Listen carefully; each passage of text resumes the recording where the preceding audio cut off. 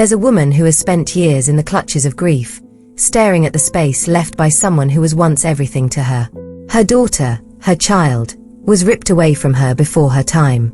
And every day since, she has searched for answers, for meaning, for a reason to keep breathing.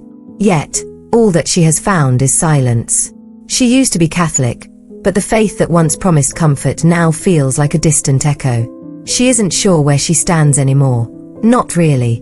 She holds on, but not tightly. She keeps the rituals, the prayers, but there's no certainty in her heart. No solid foundation to stand on. Just questions. What happens when you lose everything? When you lose the one thing that was supposed to keep you grounded? She used to think she could find peace. She used to believe that if she just searched hard enough, the answers would come. But after all these years, it's as though she's talking to shadows. No matter how many times she opens a Bible, a Torah, or a Quran, she can't escape the empty feeling inside her chest.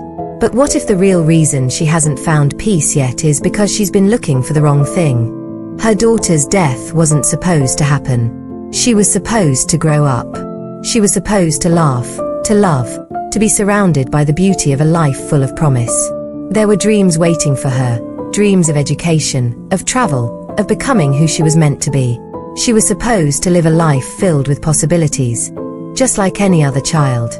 But one day, without warning, the world ripped her away.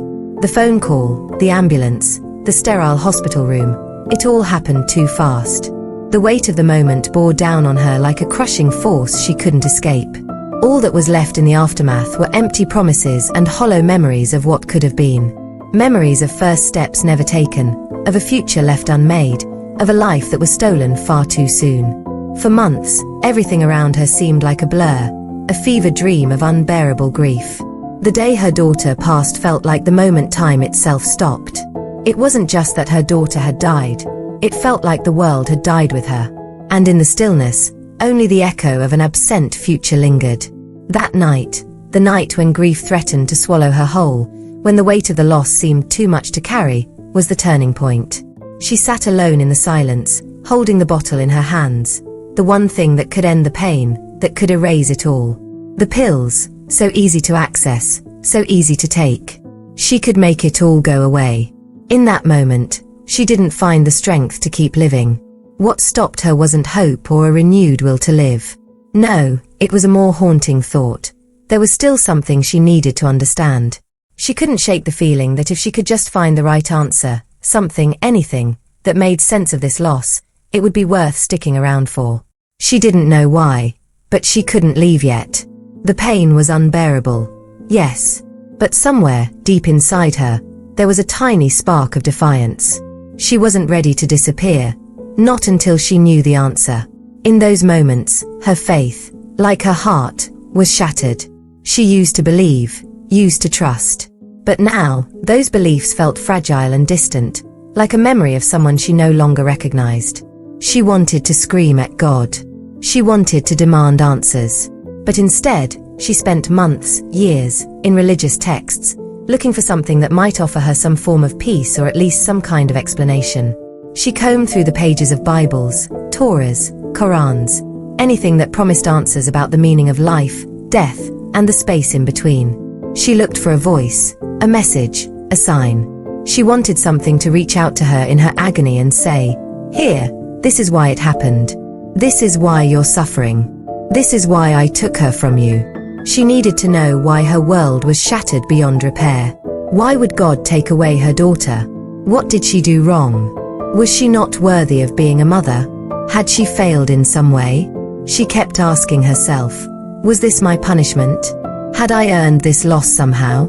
It was the one question that reverberated through her mind in every quiet moment. Why? She spent countless hours poring over the words of sages and prophets, of spiritual leaders and ancient texts. Each sentence, each prayer, each verse that spoke of suffering, of redemption, of the afterlife. None of them offered what she needed. The silence in her heart grew louder the more she searched. Instead of finding peace, she found more confusion. The answers she hoped for never came. The more she read, the more the grief consumed her. The more she dug into these theories, the more she felt lost in them. There were no answers. Just more questions. The absence of her daughter grew heavier, more suffocating. She couldn't feel her, couldn't see her, couldn't hold her. All the love she had for her daughter felt like a whisper in the wind, fading further and further away, leaving her with an emptiness she couldn't fill. She couldn't make sense of it. Not through religion, not through philosophy, not through anything. Each attempt to piece together the fragments of her shattered heart felt like a futile effort. The silence in the pages, the unanswered prayers, they were deafening. And so, with each passing day, she became more isolated, more distant, more convinced that no matter how hard she tried, no matter how much she searched, the one thing that mattered the most, the one thing she would never get back, was her daughter. And with that realization, she was forced to confront something darker and more painful than any answer could provide. The pain wasn't going away. It wouldn't be fixed. It would always be there, lurking in the corners of her mind, in the quiet moments when she was alone with her thoughts. There would be no neat closure, no satisfying resolution. She couldn't bargain with the universe, couldn't make a deal to bring her daughter back. This was her life now, broken, searching, and forever marked by loss. It wasn't until many years later, after endless hours of reading, crying, and searching, that she finally came to a startling realization. She had been looking for an answer that might never come. The truth wasn't in the pages of religious texts or in the search for divine justification. The truth was in the grief itself. The grief wasn't just the result of a loss. It was a part of the journey. Her daughter hadn't left her. She had simply moved forward, leaving behind a legacy of love, a love that would never die, no matter how much time passed. And though she may not understand why this pain had been inflicted upon her, she understood that it was a part of her story, a story that would continue, even if she couldn't see the next chapter yet. In the quiet of the night, she began to understand that she wasn't just surviving. She was becoming. Every tear, every word she spoke to the grave, every poem she wrote, it was all part of a process of rebirth. She wasn't just grieving. She was growing. And in her heart, she knew that wherever her daughter was, she would be waiting for her. The connection between them wasn't bound by time or space. It was infinite. The woman realized that perhaps the greatest answer she would ever get was the one she gave herself. She was allowed to be angry, to question, to seek answers. But at the same time, she was allowed to find peace within the pain. She began to look at life differently, not as something she had to endure, but as a precious gift to be lived fully, pain and all. In the years that followed, she began to speak about her journey. She wrote about the struggle, the confusion, the grief, and the eventual peace. She shared her story with others, not as a warning or a plea for pity, but as an invitation for others to find their own healing. The journey wasn't about getting the answers she wanted. It was about finding the strength to keep moving forward, even in the face of unimaginable loss. She began to give talks. She became an advocate for grief support, helping others who felt as lost as she once did. And as she shared her story, something amazing happened. Others began to share theirs too. A community of broken hearts formed, united not by the need for answers, but by the shared experience of walking through the darkness together. What if you didn't have to go through your grief alone? What if you could find the strength to heal, not through answers, but through connection?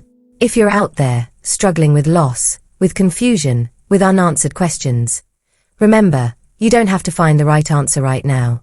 You don't have to have it all figured out.